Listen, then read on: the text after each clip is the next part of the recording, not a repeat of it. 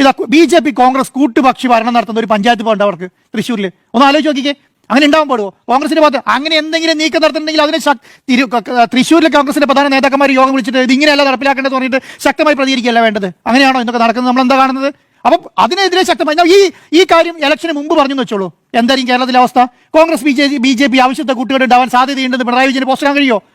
John ബ്രിട്ടാസിന് post ചെയ്യാൻ കഴിയോ? CPM പറയാൻ കഴിയോ? അപ്പൊ എന്താ പറയാ? അപ്പൊ പറയുന്ന കോൺഗ്രസ് BJPക്ക് വേണ്ടിയിട്ട് CPM പണിയെടുക്കുന്നു എന്ന് പറയും. ഇപ്പൊ എന്താ യാഥാർത്ഥ്യം? എന്താ യാഥാർത്ഥ്യത്തിലേക്ക് വരുന്ന സമയത്ത് 1, 2, 3 പഞ്ചായത്ത് പോയി പ്രധാനപ്പെട്ട കോൺഗ്രസ് നേതാക്കന്മാർ കാര്യം പറഞ്ഞ് മനസ്സിലായ കോൺഗ്രസ് നേതാക്കന്മാർ ഇത് പറയുന്നുണ്ട്. വിളിച്ചു പറയാണ് രാജ്മോഹൻ ഉണ്ണിത്താനെ പോലെയുള്ള നേതാക്കന്മാർ പറഞ്ഞത് ആവശ്യത്തെ കൂട്ടുകെട്ടുണ്ട്, അത് നമ്മൾ കണ്ണടച്ചാൽ ഇല്ലാതാവില്ല എന്ന് പറയുകയാണ്. അപ്പം അതുകൊണ്ട് ഇപ്പൊ കർണാടകയിൽ തന്നെയാണ് സംഭവിക്കുന്നത്. നമ്മൾ ബുൾഡോസർ രാജ് എന്ന് പറഞ്ഞിട്ട് വലിയവായി പറയും. 30 വർഷമായിട്ട് താമസിച്ചുകൊണ്ടിരുന്ന ഒരു ഏരിയയിലേക്ക് വെളുപ്പാങ്കാലത്ത് വന്നിട്ട് ഇടിച്ച 4 മണിക്ക് വന്നിട്ട് 8ഉം 10ഉം JCB കയറി നിരത്തിയിട്ട് പോവാണ്. ഒന്നും പറയാനില്ലല്ലോ, ഒരക്ഷരം മിണ്ടാനില്ല. എന്താണ് വലിയ കോറി? അത് കോറിക്ക് കൊടുത്ത സ്ഥലമാണ്, സർക്കാർ ഭൂമിയാണെന്ന് പറയുന്നത്. 30 വർഷമായിട്ടല്ല കോറിക്ക് കൊടുത്ത സർക്കാർ ഭൂമി വെച്ചിരിക്കുന്നത്. ഈ 30 വർഷമായി പാവങ്ങൾ അവിടെ ഉണ്ടായിരുന്നില്ല. 150 കുടുംബങ്ങൾ കുടിലേറ്റി താമസിക്കേണ്ടായിരുന്നു. ഈ 30 വർഷമായിട്ട് കുടിൽ താമസിച്ചവർ കണ്ടില്ലേ? അന്നേരം കണ്ടില്ല. അപ്പൊ ഇപ്പൊ എന്താ പറയുന്നത് അറിയോ? ഇത് പൊളിച്ചതെല്ലാം നാശശ്രദ്ധ വാർത്ത വന്നപ്പോൾ പറയുകയാണ് ഞങ്ങൾ ഫ്ലാറ്റ് വെച്ച് കൊടുക്കാൻ പോവാണ് പറയുകയാണ്. എന്ത് മര്യാദയില്ലാത്ത പറഞ്ഞാൽ ഇത് പൊളിച്ച് രാത്രി ഒരു നോട്ടീസ് പോലും കൊടുക്കാതെ 30 വർഷമായിട്ട് താമസിച്ചുകൊണ്ടിരുന്ന സ്ഥലത്ത് JCB ഈറ്റാച്ചും കയറി പൊളിച്ച് പണ്ടാരടക്കി സൈഡിലേക്ക് മാറ്റിയിട്ടിട്ട് എന്നിട്ട് വാർത്ത വന്നപ്പോൾ പറയാണ്. എന്നിട്ട് അവിടെ ഇരുന്നിട്ട് അവിടുത്തെ ആഭ്യന്തരമന്ത്രി പറയാം ഞങ്ങളുടെ ആഭ്യന്തര കാര്യത്തിൽ ഇടപെടുന്നത്. ആരെ പറയുന്നതെന്നറിയോ? അവിടുത്തെ ആഭ്യന്തരമന്ത്രി പറയാണ് പിണറായി വിജയനോട് കർണാടകയുടെ ആഭ്യന്തര കാര്യത്തിൽ ഇടപെടരുത്, പക്ഷേ UPന്റെ ആഭ്യന്തര കാര്യത്തിൽ ഇടപെടാട്ടോ. UPന്റെ ആഭ്യന്തര കാര്യത്തെക്കുറിച്ച് പറയണം, ഡൽഹിയിലെ ആഭ്യന്തര കാര്യത്തെക്കുറിച്ച് പറയണം. BJP സംസ്ഥാനത്തെല്ലാം ആഭ്യന്തര കാര്യം എന്തിനു ചെയ്താൽ കോൺഗ്രസ് വലിയവായി പറയും. അങ്ങനെ എന്താണ് അവിടുത്തെ ആഭ്യന്തര കാര്യത്തെക്കുറിച്ചൊക്കെ പറയാം. പക്ഷേ കർണാടകയെ കുറിച്ചിട്ട് ഒരു പ്രശ്നം ഉണ്ടായി. കർണാടക ന്യൂനപക്ഷങ്ങളെ എന്താ പറയുക മുസ്ലിം ന്യൂനപക്ഷം നിൽക്കുന്ന സ്ഥലത്ത് വന്നിട്ട് JCB ഇടിച്ച് കയറ്റി നിരത്തി കഴിഞ്ഞിട്ട് ഇവിടുത്തെ കേരളത്തിന്റെ മുഖ്യമന്ത്രി ഒരു പോസ്റ്റ് ഇടുന്ന സമയത്ത് പറയാണ് അത് കർണാടകയുടെ ആഭ്യന്തര കാര്യത്തിൽ ഇടപെടാൻ ആർക്ക് പാടില്ല? കേരളത്തിലെ കമ്മ്യൂണിസ്റ്റ് മുഖ്യമന്ത്രിക്ക് പാടില്ല. എന്ത് രാഷ്ട്രീയ കോൺഗ്രസിന്റെ ഏത് ശൈലിയിലാണ് രാഷ്ട്രീയം മുന്നോട്ട് കൊണ്ടുപോയിക്കൊണ്ടിരിക്കുന്നത്? അപ്പൊ ഇപ്പൊ എന്താ സംഭവിക്കുന്നത് അറിയോ? ഇപ്പൊ എങ്ങനെയെങ്കിലും അധികാരം കിട്ടണം. അധികാര രാഷ്ട്രീയത്തിന് വേണ്ടിയിട്ട് എന്ത് ആവശ്യത്തെ കൂട്ടുകെട്ടും പറ്റും, എന്ത് കാര്യങ്ങളുമായിട്ട് മുന്നോട്ട് പോകാം. ഒറ്റ ലക്ഷ്യം മാത്രമേ ഉള്ളൂ. 2026 വരുന്ന നിയമസഭാ ഇലക്ഷനെങ്കിലും അധികാരത്തിൽ വരണം. അതിന് SDP ആയിട്ട് വേണമെങ്കിൽ കൂട്ടുകൂടാ, അത് ജമാഅത്ത് ഇസ്ലാമി ആയിട്ട് വേണമെങ്കിൽ കൂട്ടുകൂടാ, BJP ആയിട്ട് വേണമെങ്കിൽ കൂട്ടുകൂടാ, RSS ആയിട്ട് വേണമെങ്കിൽ കൂട്ടുകൂടാ. ഒറ്റ ലക്ഷ്യം മാത്രമേ ഉള്ളൂ. ആ ലക്ഷ്യം എന്ന് പറയുന്നത് 2026 തെരഞ്ഞെടുപ്പാണ്. അപ്പൊ ഈ ഓപ്പറേഷൻ താമര എന്നുള്ള പേര് മാറ്റിയിട്ട് നേരത്തെ അരുൺ സാർ നേരത്തെ പറഞ്ഞ കുതിര കച്ചവടം ഇട്ടാൽ മതി. 2026 പിന്നെ അധികാരത്തിൽ വരാൻ വേണ്ടി എന്ത് കുതിര കച്ചവടം നടത്തും എന്നുള്ളവർ മാത്രം പറഞ്ഞാൽ മതി. അതോടെ അവസാനിച്ചു. അതിന് താമരനായിട്ട് ബ്ലോക്കായിരിക്കും നല്ലതെന്നുള്ളതാണ് എന്റെ അഭിപ്രായം. ഓപ്പറേഷൻ താമരയാണോ എന്നതാണ് ചോദ്യം. ഓപ്പറേഷൻ താമരയെ സാങ്കേതികമായി തുടക്കത്തിൽ വിശേഷിപ്പിച്ചതുപോലെ ഞാൻ അങ്ങനെ വിശേഷിപ്പിക്കാനേ ആഗ്രഹിക്കുന്നില്ല. പക്കാ കുതിരക്കച്ചവടമാണ്. എന്നാൽ കുതിരക്കച്ചവടത്തിന്റെ സാമ്പത്തികമായിട്ടുള്ള ഏതെങ്കിലും ഇടപാടുകൾ ഇവിടെ നടന്നിട്ടുണ്ടോ എന്നറിയില്ല. പക്ഷെ അതിനേക്കാൾ അപകടകരമായ ഒരു രാഷ്ട്രീയ താല്പര്യം എന്തുകൊണ്ടാണ് ഒരു പഞ്ചായത്തിലെ കോൺഗ്രസിലെ പാർലമെന്ററി പാർട്ടിക്ക് ഉണ്ടായത് എന്നുള്ളതിനെ അത്ഭുതപ്പെടുത്തുന്ന കാര്യമാണ്. അരുണാചൽ പ്രദേശിൽ നമ്മൾ 2016 കണ്ടതാണ്. 43 പേരും എന്ന ഭരണപക്ഷത്തുള്ളവർ അന്ന് 11 സീറ്റ് മാത്രം കിട്ടിയ BJPക്കൊപ്പം ഇറങ്ങി പോകുന്നത് കണ്ട കാഴ്ചയാണ്.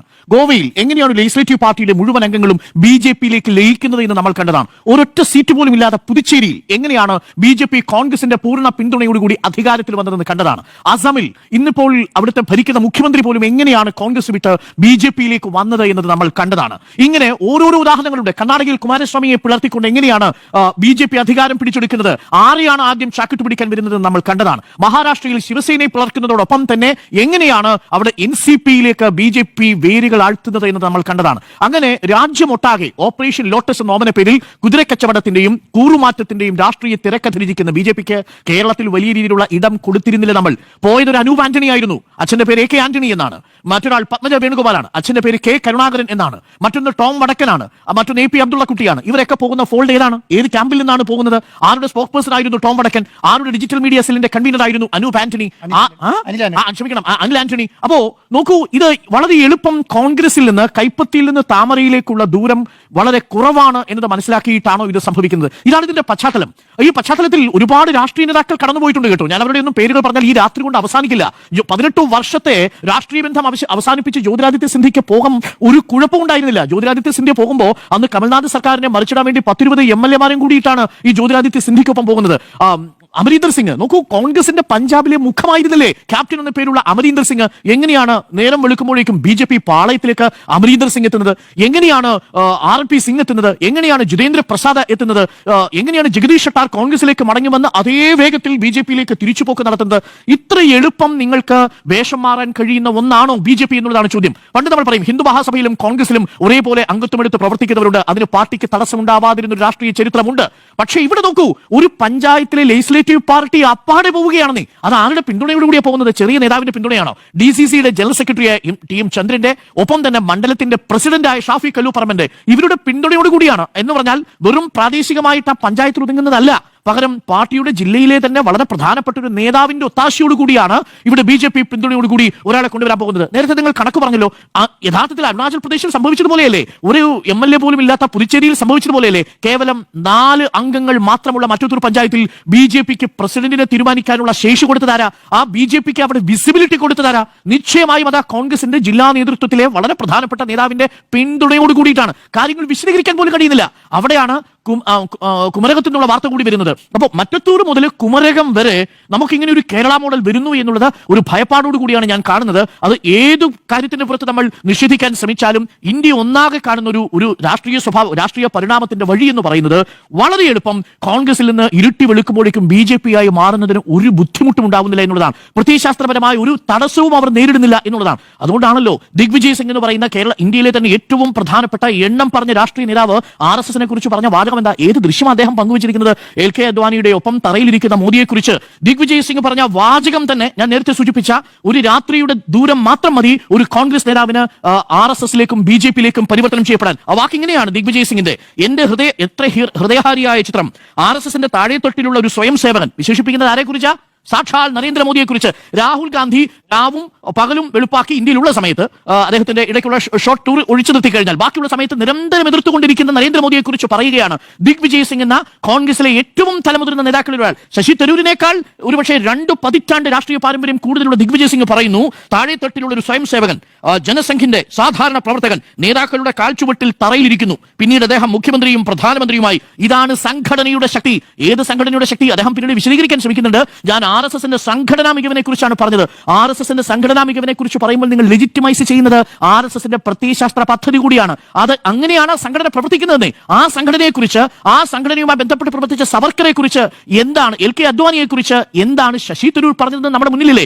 1ഉം 2ഉം തവണയാണോ? ഒരു ഡസനിലേറെ തവണയല്ലേ BJP നേതാക്കളെ കുറിച്ച്, നരേന്ദ്രമോദിയെ കുറിച്ച്, ഈ സർക്കാരിനെ കുറിച്ച് ശശി തരൂർ പറഞ്ഞത്? ഒരു ഭാഗത്ത് ശശി തരൂർ നിൽക്കുന്നു, ഇന്ന് ശശി തരൂരിനോടൊപ്പം ഇരിക്കുന്ന ദിഗ്വിജയ് സിംഗിനും RSS എന്ന് പറയുന്നത് മികച്ച സംഘടനാ പാഠവമുള്ള ഒരു സംഘടനയാണ് എന്ന് പറയുന്ന സാഹചര്യത്തിലേക്ക് വരുന്നു. ഇത് എവിടെയാണ് ഇത് പോകുന്നത്? പറയുന്നത് തലമുതിർന്ന നേതാവ്. അപ്പോൾ ദിഗ്വിജയ് സിംഗും ശശി തരൂരും അങ്ങ് കേന്ദ്രത്തിൽ, ഇവിടെ TM ചന്ദ്രനും ഷാഫി കല്ലൂപ്പറമ്പനും ഈ ഇവിടെയുള്ള മറ്റത്തൂരിലുള്ള മണ്ഡലത്തിൽ, പഞ്ചായത്തിൽ, ഈ കുമരകത്തുള്ള പഞ്ചായത്തിൽ ഒക്കെ ഇവർക്ക് BJPയുമായി ബന്ധം കൂടുന്നതിന് ഒരു തരത്തിലുള്ള രാഷ്ട്രീയമായ ബുദ്ധിമുട്ടും ഉണ്ടാവുന്നില്ല, ഒരു തരത്തിലുള്ള പശ്ചാത്താപവും ഉണ്ടാവുന്നില്ല എന്നുള്ളതാണ്. അപ്പോ അവരുടെ രാഷ്ട്രീയത്തെ അവർ തിരിച്ചറിയുന്നില്ല എന്നുള്ളതാണ് വാസ്തവം.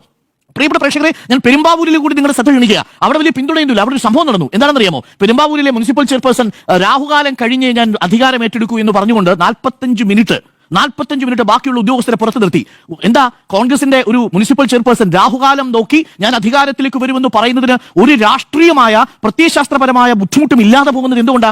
ഉള്ളിന്റെ ഉള്ളിൽ തികട്ടി വരുന്ന ഒരു ബോധമുണ്ടല്ലോ. ആ ബോധം രാഷ്ട്രീയമായി ഗുണം ചെയ്യുന്നത്, രാഷ്ട്രീയമായി ഏറ്റവും എളുപ്പം നിങ്ങൾക്ക് ചേരാൻ കഴിയുന്ന ചേരി BJPയുടേതാണെന്ന തിരിച്ചറിവ് ഉണ്ടാവുന്നത് കൊണ്ടാണ്. ഹനുമാൻ ചാലീസ ചൊല്ലുന്ന ഒരു നേതാവിനെ നിങ്ങൾക്ക് രാം മന്ദിർ പണിയാൻ പോകുമ്പോൾ വെള്ളി വിഗ്രഹങ്ങൾ കൊടുത്തുവിടാൻ, വെള്ളിക്കട്ട കൊടുത്തുവിട്ടിട്ടുണ്ട് ഞാൻ എന്ന് പറയുന്നതിൽ ഒരു ഉളുപ്പും തോന്നാത്ത നേതാവിന് അയോധ്യയിൽ രാമക്ഷേത്രത്തിന്റെ പ്രാണപ്രതിഷ്ഠാ ദിനത്തിൽ പങ്കെടുക്കാതിരുന്നതിൽ വലിയ ഹൃദയവേദനയുണ്ടെന്ന് പറയുന്ന നേതാക്കളുടെ ഉള്ളിൽ ഒളിച്ചിരിക്കുന്നത് ഈ BJP ബോധം തന്നെയാണ്, ഈ സംഘപരിവാർ ബോധം തന്നെയാണ്. അതുകൊണ്ട് നിങ്ങൾക്ക് BJP എതിർക്കാൻ കഴിയുമെന്ന് കരുതരുത്. അതാണ് ബുൾഡോസർ രാജിന്റെ കാര്യത്തിൽ സിദ്ധരാമയ്യക്കും DK ശിവകുമാറിനും പറ്റുന്നത്. DK ശിവകുമാർ അഭിമാനം കൊണ്ട് പറയുന്നത് ഞാൻ കുട്ടിക്കാലത്ത് ഗണഗീതം പാടിയിരുന്ന ആളാണെന്ന് പറഞ്ഞ് അവസാനിപ്പിക്കുകയല്ല ചെയ്യുന്നത്. ആ ഗണഗീതം പാടുക കൂടിയാണ് ചെയ്യുന്നത്, അതിന് വിസിബിലിറ്റി കൊടുക്കുക കൂടിയാണ് ചെയ്യുന്നത്. ഒന്ന് ആലോചിച്ച് നോക്കൂ. കോൺഗ്രസ് നഖശിഖാന്തം എതിർത്തിരുന്ന ഗണഗീതത്തെ നിയമസഭയിൽ പാടുന്നതിനും അത് പാടുന്നതിൽ അഭിമാനം പൂണ്ടിരുന്ന ഒരാളാണെന്ന് താൻ പറയുകയും ചെയ്യുന്നു DK ശിവകുമാർ. അതേ DK ശിവകുമാർ ഉപമുഖ്യമന്ത്രിയായിരിക്കുന്ന, അതേ DK ശിവകുമാറിനെ സിദ്ധരാമയ്യ തന്നെ ഭരിക്കുന്ന ബാംഗ്ലൂരിൽ ഈ വലിയ റിയൽ എസ്റ്റേറ്റ് മാഫിയയ്ക്ക് വേണ്ടിയിട്ട് കുടിയൊഴിപ്പിക്കുന്ന 180 പേരിൽ 156 പേരും മുസ്ലിങ്ങളായി പോകുന്നത്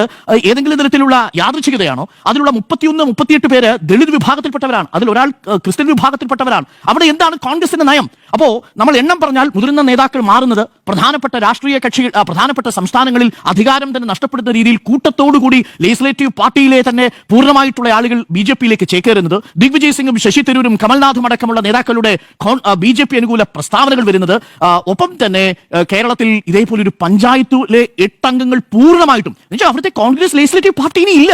രാവിലെ നോക്കുമ്പോൾ കോൺഗ്രസ് ലെജിസ്ലേറ്റീവ് പാർട്ടി, വൈകുന്നേരം ആകുമ്പോൾ കോൺഗ്രസ് ലെജിസ്ലേറ്റീവ് പാർട്ടി പൂർണ്ണമായിട്ടും ബി ജെ പിയുടെ പിന്തുണയോടുകൂടി അവിടെ കൊണ്ടുവരികയാണ്. എന്നിട്ട് ഇവരവിടെ ഭരിക്കുമെന്ന് പറയുന്നത്. ഇപ്പോഴും പശ്ചാത്താപമില്ല കേട്ടോ അക്കാര്യത്തിൽ.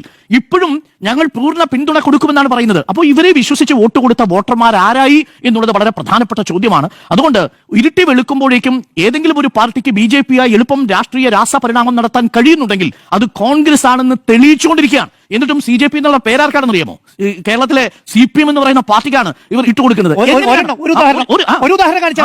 ആ ഉദാഹരണം അതും ഇപ്പോൾ നമ്മൾ ബദിയടിക്കലെ കാര്യം പറഞ്ഞല്ലോ. അവിടെ ഒരേ ഒരു അംഗം വിട്ടുനിന്നത് മൂലം യു ഡി എഫിനും ബി ജെ പിക്കും അവസരം വന്നു. അവർ ടൈ ആണ് അവിടെ നിശ്ചയിച്ചത്. രണ്ടുപേർക്കും ഒരേ സ്ഥാനമാണ്. ആ വിട്ടുനിന്നത് ബി ജെ പിക്ക് ഭൂരിപക്ഷം കിട്ടുന്ന സാഹചര്യത്തിലല്ല, അവിടെ ടൈ ഇടാനുള്ള സാഹചര്യം മാത്രമേ ഉണ്ടാക്കിയുള്ളൂ. അതാണ് നമ്മൾ വീണ്ടും എടുത്തു പറയുന്നത്. ഒരു പഞ്ചായത്ത് അപ്പാടെ ഒലിച്ചുപോയി. ഒരു പഞ്ചായത്തിലെ പാർട്ടി അപ്പാടെ ഒലിച്ച് ബി ജെ പി ക്യാമ്പിലേക്ക് പോയി. അവിടെയാണ് നമ്മൾ ഇതിനെക്കുറിച്ച് സൂചിപ്പിക്കുന്നത്. അതുകൊണ്ട് ഇനിയെങ്കിലും അത്തരത്തിലുള്ള രാഷ്ട്രീയ വിമർശനങ്ങൾ ഉന്നയിക്കുമ്പോൾ സ്വന്തം പാളയത്തിലുള്ള ഈ സംഘപരിവാർ ആഭിമുഖ്യമുള്ള നേതാക്കളെയും സംഘപരിവാർ ആഭിമുഖ്യമുള്ള പാർട്ടിയുടെ പ്രാദേശിക ഘടകങ്ങളെയും ഒക്കെ ഒന്ന് ഓർമ്മിക്കണമെന്നേ ഈ ഘട്ടത്തിൽ പറയാനുള്ളൂ.